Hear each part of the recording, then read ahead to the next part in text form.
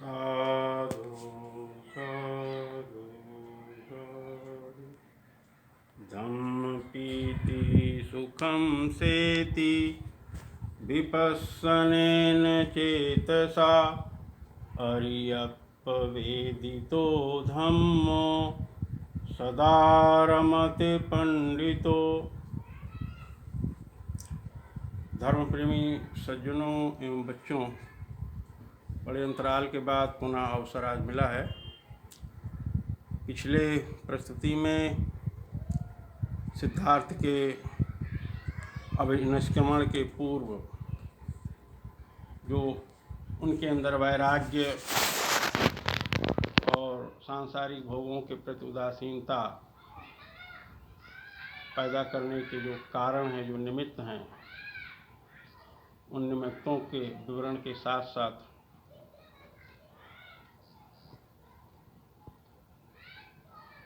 वो प्रसंग पूरा हुआ था। आज उसके आगे के क्रम में, जैसा कि हम सिद्धार्थ के जीवन में देखते हैं कि 16 वर्ष की आयु में वो वैवाहिक बंधन में बंध जाते हैं। कोलीय कन्या यशोधरा के साथ सब प्रकार से सुख आनंद और महान वैभव से वैवाहिक संबंध आगे बढ़ते हुए 22 वर्ष की अवस्था में राहुल के रूप में पुत्र रत्न की प्राप्ति हो जाती है सिद्धार्थ को। और उसी समयावधि में वैराग्य और ज्ञान की पिपासा को जगाने वाले निमित्तों का संयोग बैठता है, उनके प्राकट्य का संयोग बैठता है। इस तरह से खिन्न उदासीन गहन चिंतन में डूबे सिद्धार्थ राजकीय सुखों से अकिंचन संसार के दुखमय स्थिति को देखते हुए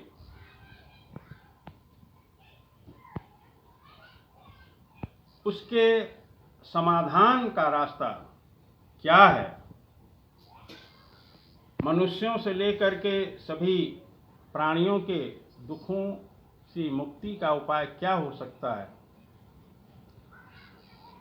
मानवीय जीवन में ये जो पारिवारिक जीवन है उसका सत्य, संबंधों का सत्य, पारिवारिक संबंधों का सत्य, काया का सत्य पूरी तरह से उनके सामने अनावृत हो चुका था।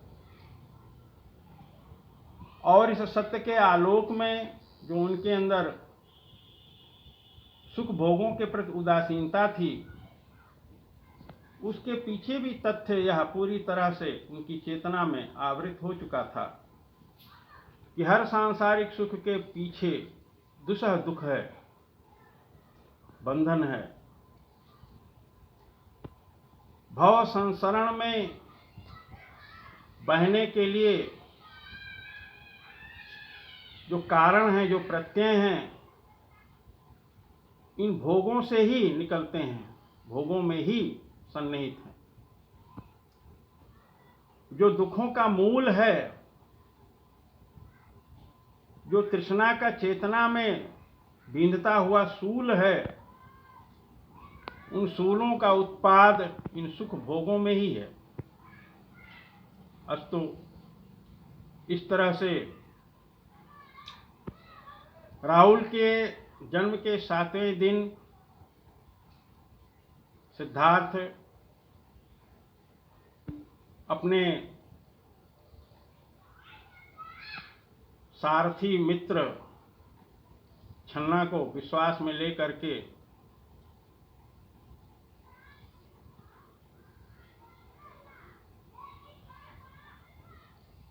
531 ईस्वी पूर्व लगभग 22 वर्ष की अवस्था में दुख मुक्ति के मार्ग की खोज में गृहस्थ जीवन, राजसत्ता और सांसारिक वृत्तियों से पूरी तरह से मुक्त होकर के रात्रि में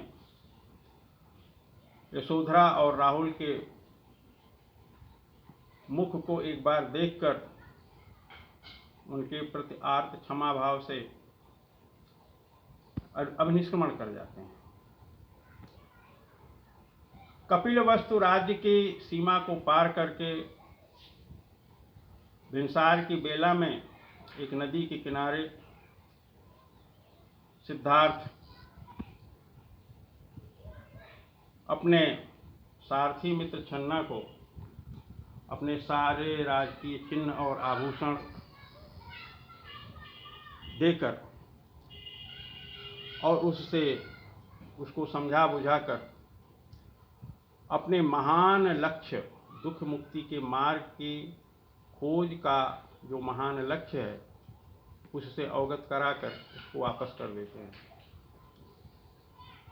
अब निष्क्रमण की कथा बड़ी मार्मिक है और इस कथा में बड़े मतांतर हैं। उसके विस्तार में ना जाकर के हमने सार संक्षेप में इस घटना का वर्णन किया।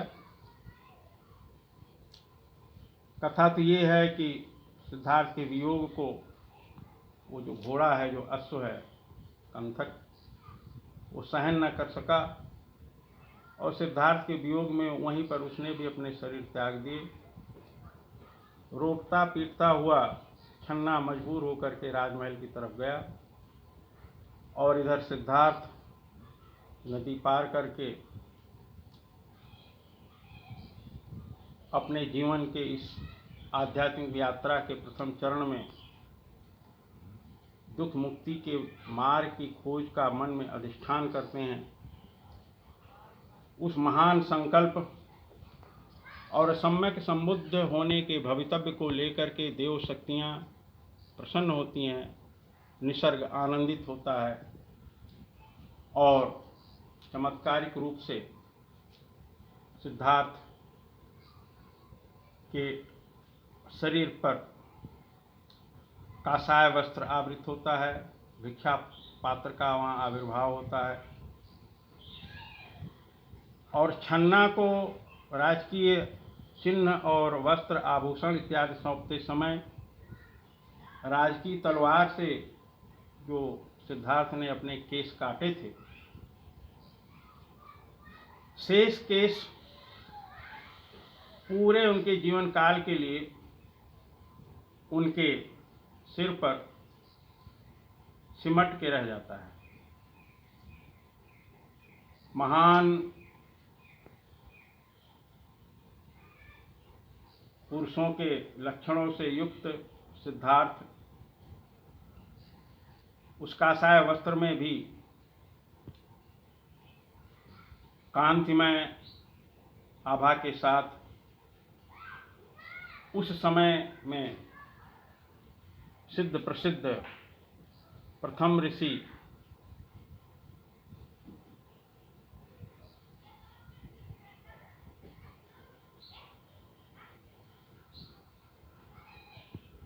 प्रसंग थोड़ा पहले आ गया, सुधार कर लीजिए उसमें।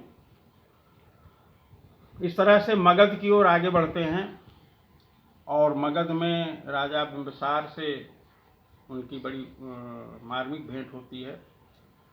राजा बिंबिसार जब यह अवगत होते हैं कि राजा शुद्धोधन के ये पुत्र हैं तो उनसे अपना आधा राज दे करके राज सुख का भोग करने का निवेदन करते हैं। इसका सिद्धार्थ समाधित भाव से अस्वीकार कर दुख मुक्ति के मार्ग की खोज के अपने महान संकल्प से राजा बिंबिसार को अवगत कराते हैं और राजा सिद्धार्थ को वचनबद्ध करता है कि सिद्धार्थ जब तुमको सम्यक संबोधि प्राप्त हो जाए तो हमसे मिलने जरूर आना, हमको भी आपके ज्ञान की जरूरत होगी। इस तरह से वचनबद्ध होकर के सिद्धार्थ आगे बढ़ते हैं और उस समय के सिद्ध प्रसिद्ध ऋषि जो ध्यान मार्गी थे, उत्कल रामपुत्र, उनके आश्रम में जाते हैं और उनकी परंपरा के हिसाब से वहाँ दीक्षित होते हैं।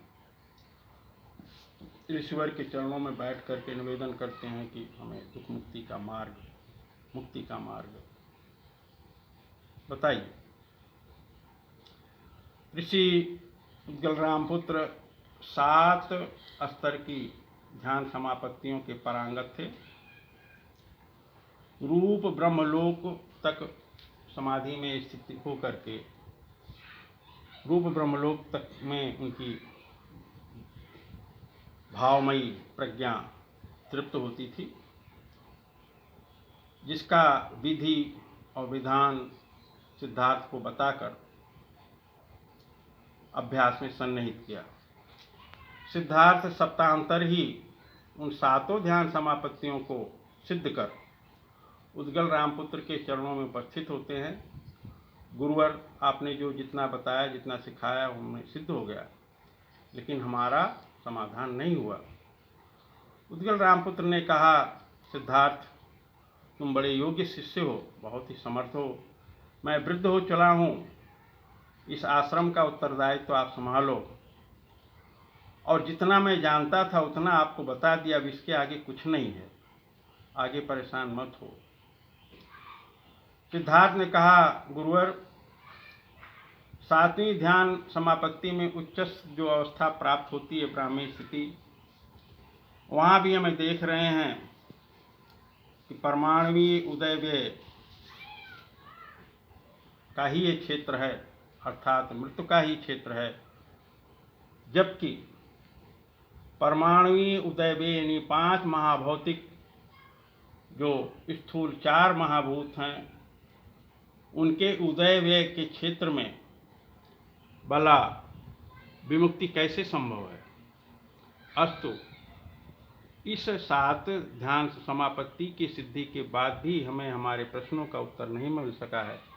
हमें हमारे प्रश्नों का उत्तर चाहिए। आपके पास यदि समाधान नहीं है तो हम आगे बढ़ते हैं, हमको क्षमा कीजिए। हमें आपका मठ और संप्रदाय चलाने और आगे बढ़ाने में कोई रुचि नहीं है। इस तरह उद्गल रामपुत्र से औदार्य समादृत विदाई लेते हुए सिद्धार्थ उस समय के दूसरे ऋषि जो सांख्य योगी थे, ऋषि आलार कालम, जो 8 स्तर की सारूप्य ध्यान समापत्तियों के सिद्धस्थ पुरुष थे, रिद्ध सिद्ध संपन्न थे, उनके चरणों में जाकर के अपनी पुनः वो जिज्ञासा प्रकट करते हैं। गुरुवर, चरणों में शरण दीजिए, ज्ञान दीजिए और विमुक्ति का मार्ग बताइए। इस तरह से आलार कालाम सिद्धार्थ जैसे समर्थ शिष्य को पाकर के धन्य होते हैं और अल्प समय में ही सारी विद्या उनको सिखा करके 8वें ध्यान की स्थिति में स्थित कर देते हैं। 8वें ध्यान में स्थित सिद्धार्थ ने ये देखा, क्योंकि आरूप्य ब्रह्मलोक की स्थिति थी, वहाँ भी देखा कि बड़ी ही सूक्ष्मता में जो 4 महाभूत हैं, उनके जो एटम हैं, उनके जो परमाणु हैं, उनकी वेव बड़ी सूक्ष्मता में, बड़ी ही मधुर संवेदना के साथ उदय की स्थिति में है। वहाँ से भी उनका मन उचाट होता है और फिर अपने प्रश्नों का समाधान ना पा करके ऋषि के चरणों में उपस्थित होते हैं और निवेदन करते हैं कि ऋषिवर आगे बताइए, यहाँ पर मेरे प्रश्न का समाधान नहीं है। ऋषि ने हाथ खड़े करते हुए कहा, पुत्र, तुम धन्य हो, तुम बहुत ही समर्थ हो, इतने अल्प समय में उस आरूप्य स्थिति को प्राप्त किया, समाधि को सिद्ध किया, जिसको कि करने में लोग जन्मों जन्मों तक तपस्याएं करके भी नहीं पाते हैं। मैं बहुत ही आह्लादित आनंदित हूँ और मैं वृद्ध हो चला हूँ, इतना बड़ा आश्रम है, अब मेरे इस गुरु की गद्दी को संभालो और आगे परेशान मत हो, आगे कुछ नहीं है, इसके बाद अशेष है, कुछ भी नहीं है, यही है अमृत, यही है अमृत। सिद्धार्थ ने समादृत निवेदन करते हुए, क्षमा मांगते हुए वहाँ से विदा होते हैं और फिर आगे चल कर के उस समय प्रचलित जितनी भी साधना विधियाँ हैं तप हैं, सबको आजमाते हुए अंत में निराहार तप का संकल्प लेते हैं। इस अभिलाषा के साथ ये हो सकता है निराहार तप से हमको संबोधि प्राप्त हो जाए। और नैरंजना नदी के तट पर उनकी अखंड तपस्या चलती है। पूर्व प्रसंग में आपको ये भी मालूम होना चाहिए कि जब सिद्धार्थ का जन्म हुआ था तो ऋषि देवल बालक के दर्शन के साथ साथ घोषणा कर चुके थे कि ये सम्यक संबुद्ध होगा। सिद्धार्थ के नामकरण के समय भी कौंडिन्य नामक ब्राह्मण ने भी ये घोषणा की थी कि ये बालक निश्चय ही सम्यक संबुद्ध होगा। और उस संभाविता को देखते हुए सिद्धार्थ के अभिनिष्क्रमण के साथ वो कौंडिन्य नाम का ब्राह्मण बालक अन्य 4 युवा ब्राह्मणों के साथ अभिनिष्क्रमण कर चुका था। और मगध की राजधानी राजगिरी में मगध नरेश राजा बिंबिसार के मिलन प्रसंग के पश्चात वो सिद्धार्थ के साथ हो लिया था। और अब जब नैरंजना नदी के तट पर निराहार तप के अधिष्ठान के साथ साथ सिद्धार्थ आसन ग्रहण करते हैं तो 5 ऋषि पुत्र सिद्धार्थ की सेवा और देखरेख में लग जाते हैं। इस तरह से 29 वर्ष की अवस्था में घर त्यागने के साथ सगुण साकार निर्गुण निराकार आरूप्य सारूप्य ध्यान समापत्तियों तप योग इत्यादि को आजमाते हुए सिद्धार्थ उस निराहार तप में जब सन्निहित होते हैं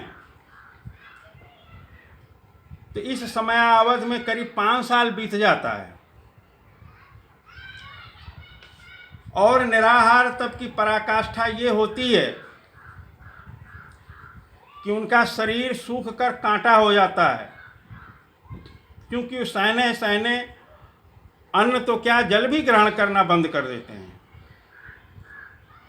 और शरीर इतना दुर्बल निर्बल हो जाता है कि पेट की तरफ से हाथ लगाओ तो रीढ़ की हड्डी हाथ में आ जाती थी। और इस तरह से क्रश शरीर के साथ एक दिन सिद्धार्थ हताश हो करके ये मन में लेते हैं कि लगता है कि इस तप से भी मुझको संबोधि ज्ञान प्राप्त नहीं होगा। मन विचलित है। नैरंजना नदी की तरफ एक अंजलि जल लेने के लिए आगे बढ़ते हैं। शरीर अतिशय निर्बल कृश होने के कारण संभल नहीं पाता, वहीं भरभरा के गिर जाते हैं। इस तरह से सिद्धार्थ तपश्चर्या से विचलित होकर के खिन्न, अब मुझे संबोधि कैसे प्राप्त होगी, इस विचार से चिंतनमग्न बैठते हैं। उधर उसी गांव की एक कन्या, एक गृहस्थ औरत, एक पीपल वृक्ष के देवता को पूजा अर्चना करने के लिए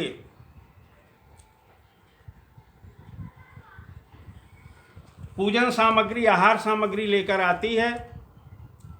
और वहाँ सिद्धार्थ को बैठा देख करके उनको ही वृक्ष देवता समझ के वो सारी पूजन सामग्री और आहार में आई हुई खीर को सिद्धार्थ को अर्पित कर देती है। सिद्धार्थ उस खीर को ग्रहण करते हैं। खीर ग्रहण करने के पश्चात उनके शरीर में ऊर्जा आती है और धीरे धीरे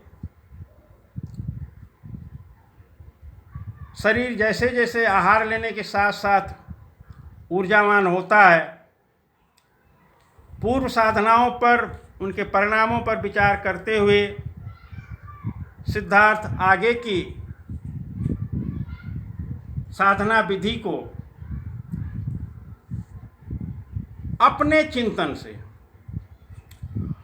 अपने खुद के बचपन से लेकर के आज तक के जीवन के अनुभव से क्रमशः पुनः पुनः चिंतन मनन करते हुए इस निर्णय निष्कर्ष पर पहुंचने का प्रयास करते हैं कि मुझे संबोधि ज्ञान प्राप्त करने का कौन सा मार्ग हो सकता है, कौन सा उपाय हो सकता है। इधर वो जो 5 वैदिक ऋषि हैं वो सिद्धार्थ को आहार ग्रहण करते हुए देख खिन्न हो जाते हैं, नाराज हो जाते हैं और सिद्धार्थ के प्रति उलाहना के भाव में, शिकायत के भाव में कि जब इनको तप से ज्ञान नहीं प्राप्त हुआ, संबोधि से ज्ञान प्राप्त नहीं हुआ, तो भर भर के पेट जब आहार ले रहे हैं तो ज्ञान प्राप्त क्या होगा। और वो निराश होकर के उनका साथ छोड़ करके वहाँ से चले जाते हैं। और इधर 1 सप्ताह लगभग बीत जाता है, तब तक सिद्धार्थ का शरीर काफ़ी ओजमय हो जाता है, स्वस्थ हो जाता है और अब वो घड़ी आती है कि जब सिद्धार्थ को सम्यक संबोधि प्राप्त होनी होती है। इस तरह से सिद्धार्थ इस संकल्प के साथ बैठते हैं और भिक्षा में आई खीर को, उस अंतिम रात जिस खीर को खाने के बाद पुनः सिद्धार्थ को संबोधि प्राप्त होती है, यह संकल्प लेते हैं कि अगर वास्तव में वस्तुतः हमको संबोधि प्राप्त नहीं हो तो ये खीर का खाया हुआ थार जलधारा में उल्टी दिशा में बहे। तो इस तरह से खीर ग्रहण करने के बाद वो खीर का थाल नर्मदा नदी में सिद्धार्थ फेंकते हैं तो ये देखते हैं कि वो थाल धारा की दिशा में ना बहने के बजाय उल्टी दिशा में बह रहा है। तो उनको आश्वस्ति मिलती है कि हाँ, अब हमारे संबोधि प्राप्त करने का समय निकट आ गया है। और इस तरह उस रात्रि में सिद्धार्थ को 5 महास्वप्न दिखाई देते हैं। उन महास्वप्नों का निष्कर्ष यही है कि उनका जो विराट व्यक्तित्व है और एक सम्यक संबुद्ध के रूप में उनका जो कृतित्व है वो इस संपूर्ण भूधरा को आनंदित करेगा, कृत करेगा। मानव ही नहीं, प्राणी मात्र का कल्याण होगा और बुराइयों में लगे हुए मनुष्य अच्छाई में लगेंगे, अच्छाई में लगे हुए मनुष्य मुक्ति के मार्ग पे लगेंगे और मुक्ति के मार्ग पर लगे हुए व्यक्ति मुक्त होंगे। इस तरह से मनुष्यता का उद्धार सुनिश्चित होगा। इस महास्वप्न के साथ अगले दिन सिद्धार्थ बहुत शांत, धीर गंभीर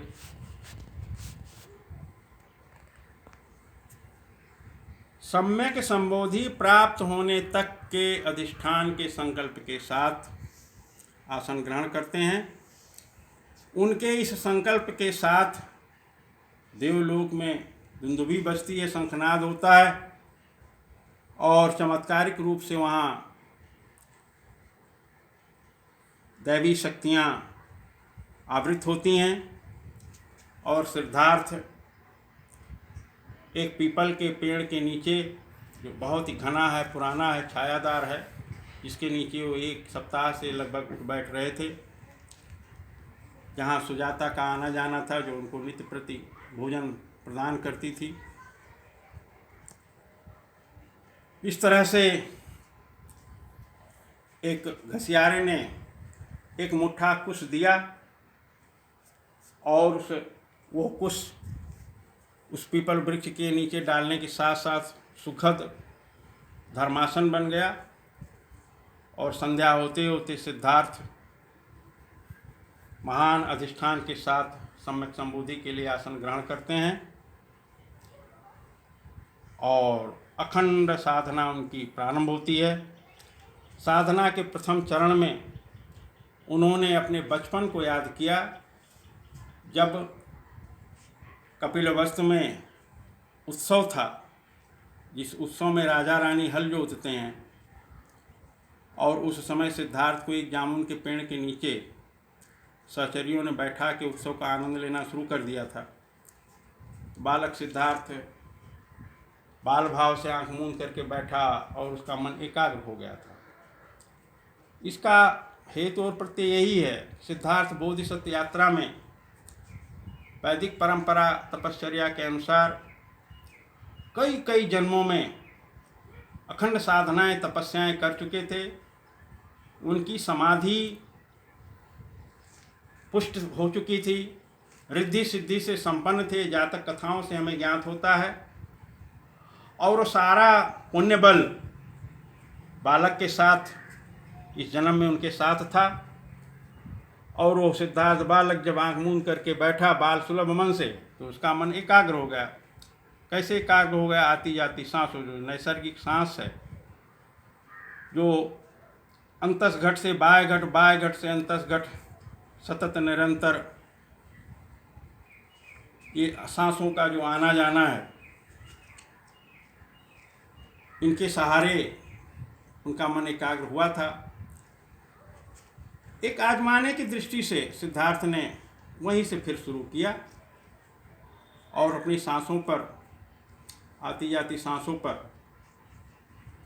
पूरे होश को, पूरी जागरूकता को संग्रहित किया। और वहाँ से फिर उनकी यात्रा, समाधि की यात्रा, समाधि की समापत्तियाँ शुरू होती हैं। इधर सांसारिकता को निरंतरता देने के लिए जो दैवी कारण है, जिसका राजा मार है और जिसका साम्राज्य अरूप ब्रह्मलोक तक है, ऐसे विशाल साम्राज्य का अधिष्ठाता वो मार व्याकुल होता है। अरे इतना समर्थ व्यक्ति अरे सांसारिकता से मुक्त हो जाएगा? कैसे मुक्त हो जाएगा? और मुक्त ही नहीं होगा, मुक्त होगा तो दूसरों के लिए भी मुक्ति का मार्ग खोलेगा, तो बड़ा बखेड़ा खड़ा कर देगा। इसको यहीं रोको कि मुक्ति का मार्ग खोजने ही ना पाए। और लगा दिया अपनी पूरी सेना को, और रात भर जो है मार की सेना से और सिद्धार्थ का युद्ध होता रहा। लेकिन भाई सिद्धार्थ ना जाने कितने जन्मों में वो 10 पारमिताओं को पूरा किए थे। सम्यक संबुद्ध होने के लिए जो आवश्यक बल हैं, जो सामर्थ्य है, उसको संग्रहित किए थे। तो मार की सेना के किसी भी प्रहार से वो विचलित नहीं हुए और अंततः वैशाख पूर्णिमा की रात्रि में वो मार सेना को विजित कर समाधिस्थ होते हैं। और समाधिस्थ होने के साथ स्वस्फूर्त अपने अंतर विवेक प्रज्ञा के सहारे ध्यान की समापत्तियों को निष्पन्न करते हैं। उन ध्यान की समापत्तियों को निष्पन्न करने में अपने ज्ञान चक्षु से, अपनी अंतर चेतना में, इसका एक बड़ा सुंदर निरूपण भगवान ने धम्मचक्र प्रवर्तन सूत्र में किया है। जो भी अंतर चेतना में उनकी घटना घट रही थी उस समय समाधि में, उसको 1 2 नहीं 24 प्रकार से जांच परख करते हुए, उसके सत्यासत्य को निर्धारित करते हुए समाधि में आगे बढ़ रहे थे, काम कर रहे थे। ऐसे करते करते करते करते प्रथम ध्यान, द्वितीय ध्यान, तृतीय ध्यान, चतुर्थ ध्यान, पंचम, षष्ठम, सप्तम, अष्टम, नवम, दशम, इन ध्यान समापत्तियों का निरूपण भगवान ने स्वयं सूत्रपिटक में किया है, कई जगह किया है, कई प्रकार से किया है। और इनका जो अनुक्रम है यही है कि प्रथम ध्यान से मन और शरीर से अंतर समाधि की यात्रा शुरू होती है और 10वें ध्यान तक पहुँचते पहुँचते मन और शरीर दोनों निवृत्त हो जाता है। जो अरहत की स्थिति है, जो चित्त है और जो काया है, इसकी सारी संज्ञाएं समाप्त हो जाती हैं, इनकी सारी पकड़ पहुंच क्षेत्र अतिक्रमणित हो जाता है और विमुक्ति की स्थिति 10वें ध्यान में बनती है। इस तरह से इन ध्यान समापत्तियों के साथ साथ तीसरे चौथे ध्यान में सिद्धार्थ को जो प्रथम ज्ञान हुआ वो ये हुआ, उनके पूर्व कई कई जन्मों की स्मरण हो गया। पाली साहित्य में जो जातक कथा है वो बहुत ही जग प्रसिद्ध ग्रंथ है। दूसरे धर्मों के लोग कभी कभी ये प्रश्न करते हैं जातक कथाओं की सत्यता पर, तो मैं कहना चाहूँगा कि उन जातक कथाओं में अधिकांश जातक कथाओं का आख्यान आलोक भगवान बुद्ध ने खुद किया था, और प्रमाणिक इसलिए कही जाएगी कि वो बुद्ध के मुखारबिंद से निकली है। और वो बुद्ध जो अपने एक नहीं, 100 नहीं, 1000 नहीं, कल्पों कल्पों के जीवन को, पूर्व जन्मों का स्मरण करने में समर्थ हैं, और हल्के फुल्के से रूप से नहीं, कार्य कारण के साथ, कब कहाँ किस पुण्य के साथ, किस पुण्य के कारण किस कुल में पैदा हुए थे, किस योनि में पैदा हुए थे, मनुष्य योनि में थे कि पशु योनि में थे कि पंछी योनि में थे कि देव योनि में थे कि ब्रह्म योनि में थे कि राक्षस योनि में थे, सारा स्मरण उनको। और उनमें से कई कई कथाओं का निरूपण सिद्धार्थ वो भगवान बुद्ध ने स्वयं किया है। और बाद में जो प्राचीन आचार्य हुए हैं, जो भदंत भंते जी लोग हुए हैं, अरहत भंते, प्रज्ञावंत भंते, उन्होंने जिन पर अठकथाएँ लिखी हैं, और ये सारा प्रसंग प्रमाणित ही है, उसमें मिथ्या कहीं कोई बात नहीं है। इस तरह से सिद्धार्थ अपने अनंत कई जन्मों का स्मरण करते हैं। दूसरा ज्ञान सिद्धार्थ को ये प्राप्त होता है कि जगत में ये जो प्राणी हैं, जो जन्म ले रहे हैं, मर रहे हैं, उनके जन्मने के पीछे क्या हेतु प्रत्यय है, कौन से पुण्य पुण्य है, और जो मर रहे हैं, मर करके किस योनि में जा रहे हैं, उसका क्या हेतु प्रत्यय है, ये सारा ज्ञान उनको हो गया। और तीसरा ज्ञान सिद्धार्थ को ये प्राप्त हुआ कि यह जो भव है,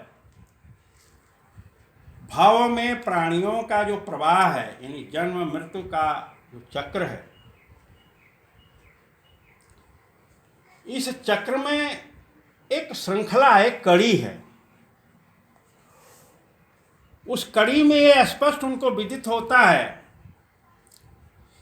कि ए होने से ए हो रहा है, ए होने से ये हो रहा है, ए होने से ये हो रहा है। अगर ए ना हो तो ये नहीं होगा, और ये नहीं होगा तो फिर ये नहीं होगा। इस तरह से सिद्धार्थ को कार्य कारण सहित भव परंपरा के प्रवाह को